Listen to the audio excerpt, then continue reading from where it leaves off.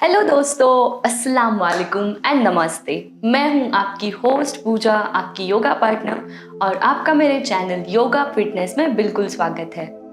जब हमारा hormonal balance, जो हार्मोन का संतुलन बिगड़ जाता है, तो कई तरह की समस्याएं आने लगती है, जैसे बालों का झड़ना या फिर अचानक से हमारे वजन में उतार चढ़ाव आता है और मूड स्विंग्स जैसी समस्याएं। साफ शब्दों में कहें तो हार्मोन्स में आने वाले छोटे छोटे बदलाव भी हमारे डेली रूटीन पर, हमारे जीवन शैली पर प्रभाव कर सकते हैं। इसलिए अगर आपको हार्मोनल इम्बैलेंस की समस्या है तो इसे ठीक करने के लिए कुछ योगासनों का रोजाना अभ्यास लाभदायक हो सकता है। कोई भी महिला या पुरुष इस अभ्यास को कर सकते हैं और इजीली, आसान तरीके से घर बैठे कर सकते हैं। आगे जाने से पहले जल्दी से मेरे चैनल को सब्सक्राइब कर दीजिए, बेल आइकन को दबाना मत भूलना और इस वीडियो को पूरा देख के इसका लाभ उठाइए।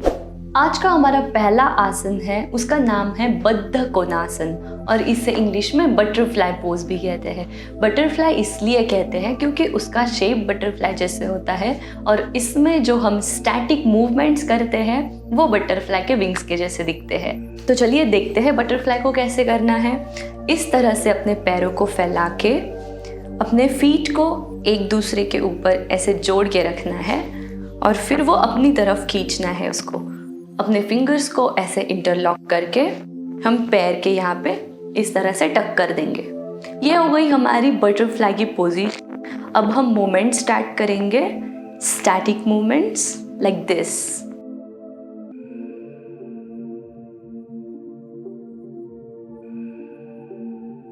बद्ध कोणासन की हमारे सेक्सुअल ऑर्गन्स के लिए बहुत अच्छी होती है और ओवरऑल हमारा जो हार्मोनल बैलेंस है वो कंट्रोल और मेंटेन होता है इस पोस्चर की वजह से।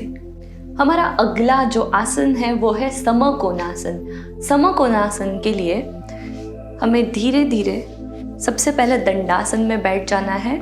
समकोणासन के लिए हम सबसे पहले दंडासन में बैठेंगे और दंडासन में बैठने के बाद हम धीरे धीरे इस तरह से अपने पैर को फैलाएंगे।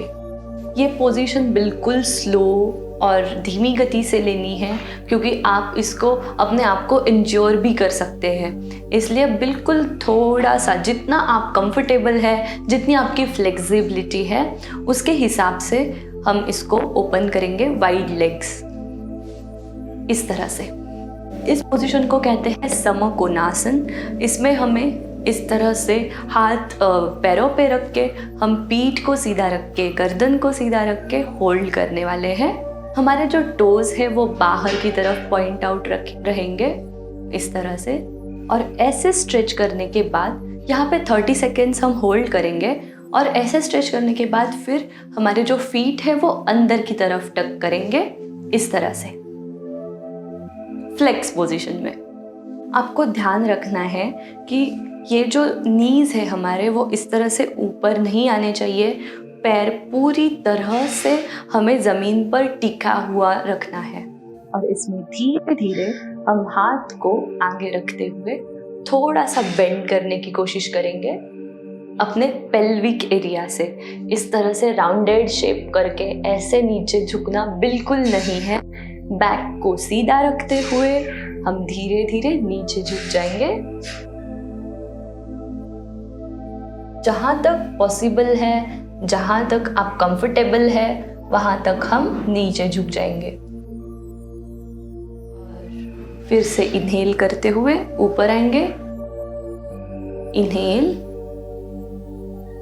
Exhale, go down slowly, inhale. ये थी हमारी समकोणासन की पोजीशन। उसके बाद जो हम देखने वाले हैं वो है बद्ध कोणासन का एक और वेरिएशन, जिसको सुप्त बद्ध कोणासन कहते हैं। इस पोजीशन को ड्रॉप करने के लिए धीरे धीरे, जैसे ही हमने वाइड किया था लेग्स को, वैसे ही जोड़ के रखना है। सुप्त बद्ध कोणासन में हमें क्या करना है, बटरफ्लाई पोजीशन में ही हमें नीचे लेट जाना है अपनी पीठ के बल। मैं आपको साइड वेज से दिखाती हूँ इसको ताकि आपको अच्छे से पता चल जाए। हम इस तरह से बटरफ्लाई की पोजीशन ले लेंगे या फिर हम सीधे तरीके से पहले नीचे लेट जाएंगे और फिर इस तरह लेटने के बाद हम धीरे धीरे अपने पैर को मोड़ के हिप्स के पास लेके आएंगे और फिर इसको बटरफ्लाई की जो पोजीशन थी उसकी हिसाब से उसकी तरह से इस तरह फैल के रखेंगे और अपने हाथ जो है वो आप ऐसे थाइस के ऊपर रख सकते हैं या फिर नीचे भी रख सकते हैं।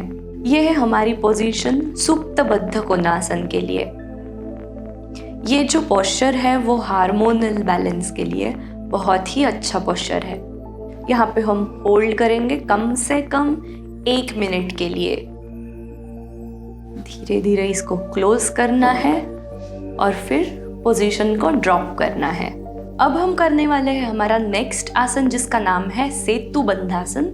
सेतु बंधासन ये लाइंग पोजीशन ही है, इसलिए हम अपने पैर को ऐसे पहले मोड़ के अपने हिप्स के पास लेके आएंगे थोड़ा सा और इसके बाद इस योगा पोस्चर में हम हाथ को इस तरह से रख सकते हैं ज़मीन, जो मैं आपको पोस्चर लेने के बाद बताऊंगी।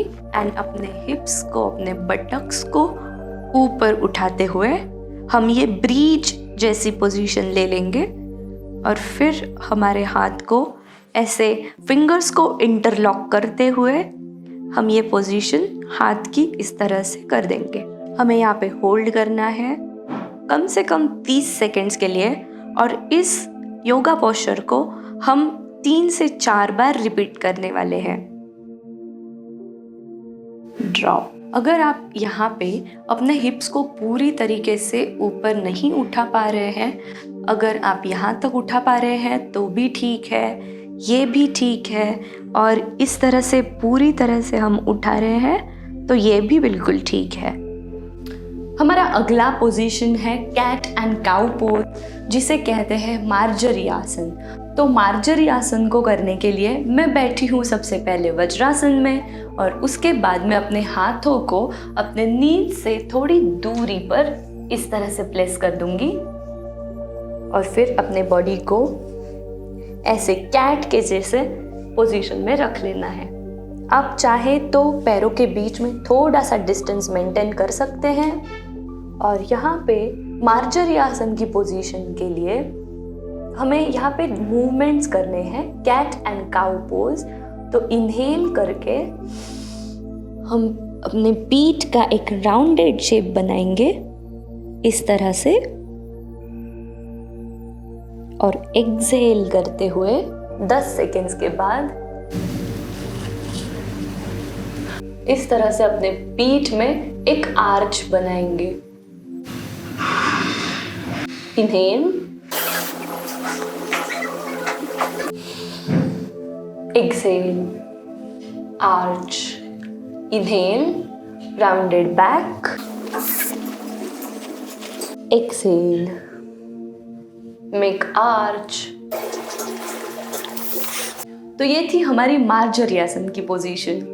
इस पोजीशन की वजह से ना ही सिर्फ हमारे हार्मोन्स बैलेंस होते हैं बल्कि हमारे रीढ़ की हड्डी में एक तरह का लचीलापन डेवलप हो जाता है, फ्लेक्सिबिलिटी डेवलप हो जाती है। और अगर हमें कमर दर्द या फिर लोअर बैक पेन की समस्या है तो वो भी दूर होने में हमारी मदद होती है। हार्मोनल इम्बैलेंस का इफेक्ट हमारे चेहरे पर, हमारे स्किन के ऊपर भी दिखने लगता है। नींद कम आना या फिर चिड़चिड़ापन, तनाव, एंजाइटी, स्ट्रेस, इस जैसी समस्याएं बढ़ने लगती हैं। तो अगर आप इस वीडियो में जो कुछ भी मैंने आपको आसन बताए हैं, अगर आप इसे नियमित तौर पे प्रैक्टिस करते हैं तो आपको जो कुछ भी हार्मोनल इम्बैलेंस की समस्या है वो ख़त्म हो जाएगी। मैं उम्मीद करती हूँ कि आपको ये वीडियो काम आए और ऐसे ही आप इसको अपने फ्रेंड्स के साथ और फैमिली के साथ शेयर करें और ऐसे मुझे प्यार देते रहिए। जाते जाते इस वीडियो को लाइक, अभी तक आपने मेरे चैनल को सब्सक्राइब नहीं किया है तो जल्दी से सब्सक्राइब भी कर दीजिए। मिलते हैं बहुत ही जल्द अगले वीडियो में, तब तक के लिए खुश रहे एंड नमस्ते।